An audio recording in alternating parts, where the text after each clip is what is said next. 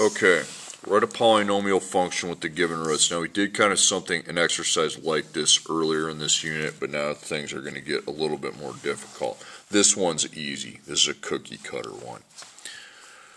You write y equals x minus 7. X minus, you always start with a minus and then 10. Now if it's a negative, it goes to plus. And that's the end. Okay, I'm not going to make you, I could make you foil it, but I'm not going to be that mean. Now, here's where the game changes. Negative 3 and 5i. Now, I solutions come in pairs. So if you see that 5i is a solution, you have another implied solution that isn't listed. And that would be negative 5i. Okay? I solutions come in pairs. So you go y equals x minus, but it's negative 3, so you make it plus. Then these two, x minus, and then it goes 5i. The other one's x minus 5i. Now, I want you to circle that implied pair right there. I want you to FOIL that out, okay? I don't care about the x minus 3 so much. That can just sit there. But these ones with the I solutions, I want those multiplied out. It ain't hard to do, okay? Go to the piece of scratch paper and just transfer that over. Then I'm going to show you a quick way to multiply those, okay? So I FOIL x times x, x times negative 5i, 5i times x, and then 5i times negative 5i.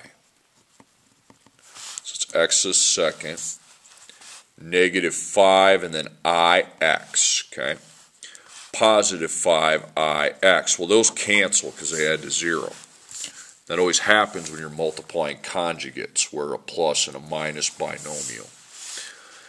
Okay, and then negative 25i to the second, but I to the second holds that special value of negative 1, so that's 25. So the product is x to the second plus 25. Now, so that becomes 1 x to the second plus 25, and that's our answer. Now we're going to learn a little quicker way to do that rather than FOIL. We're going to do it off this side. Now, if I give you a solution that contains I, you also have the opposite of that solution. Okay? X minus, and then 10i, x minus, and then it goes plus 10i.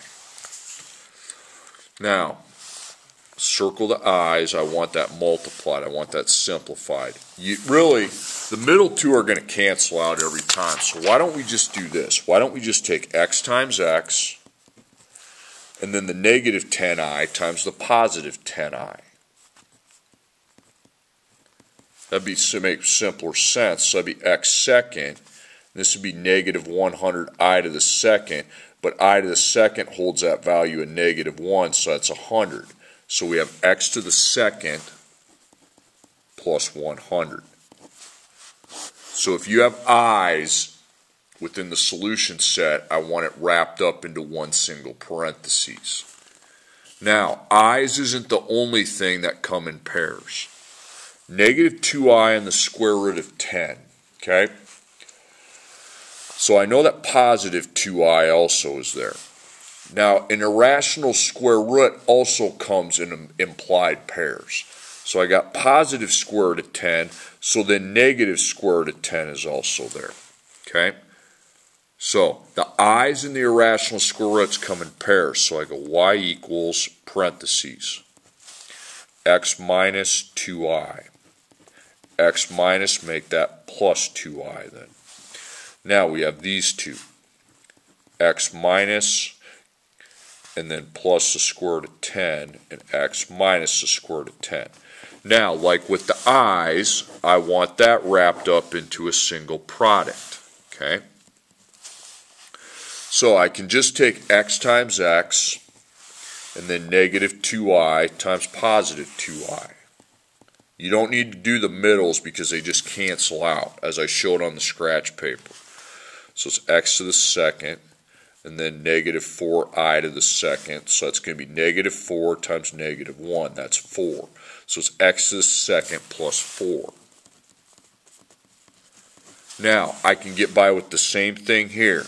So I take x times x, then I take positive square root of 10 times negative square root of 10. Yes, you need the square roots. They ain't hard to multiply. Now, what's a positive times a negative? It's a negative, okay? Then I put a square root and multiply the tens, that's 100. Now look at the board. What's the square root of 100? It's 10, okay?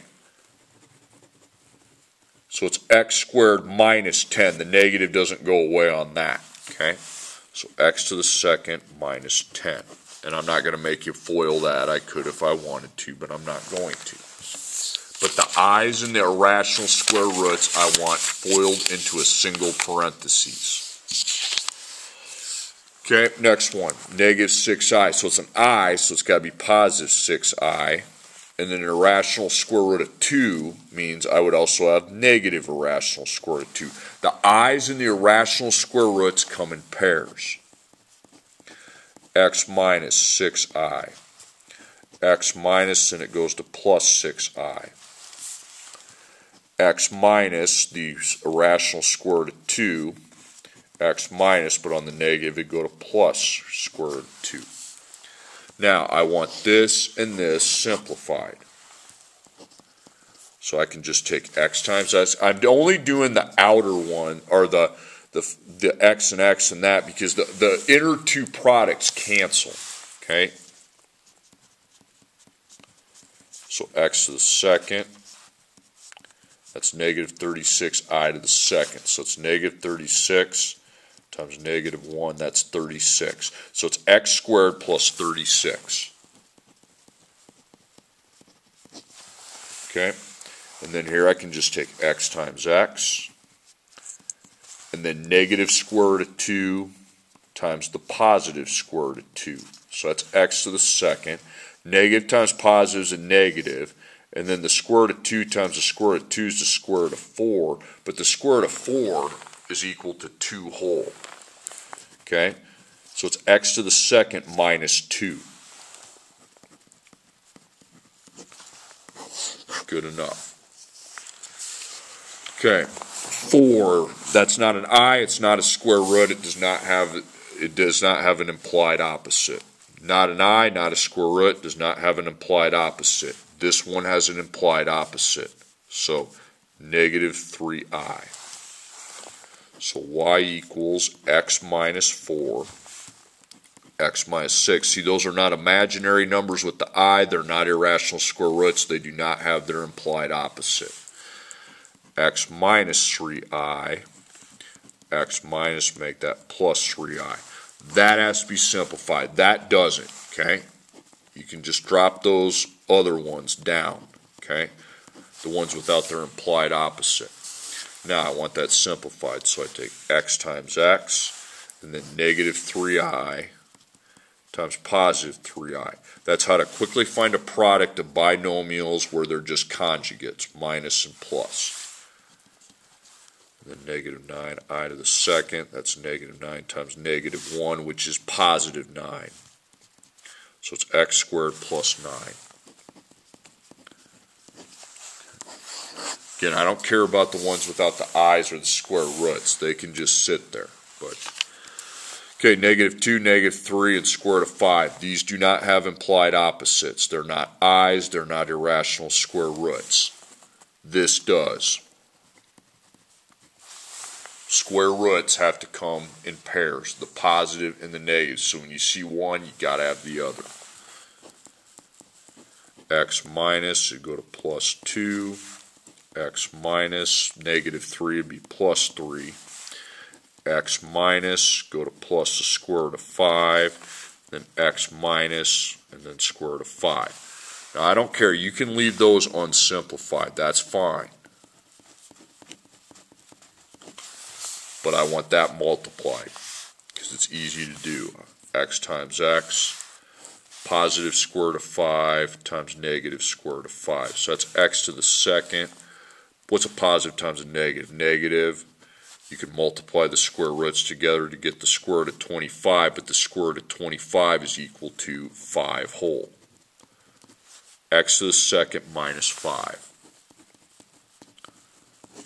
I don't care about those other ones. I want to see them, but they don't need to be multiplied.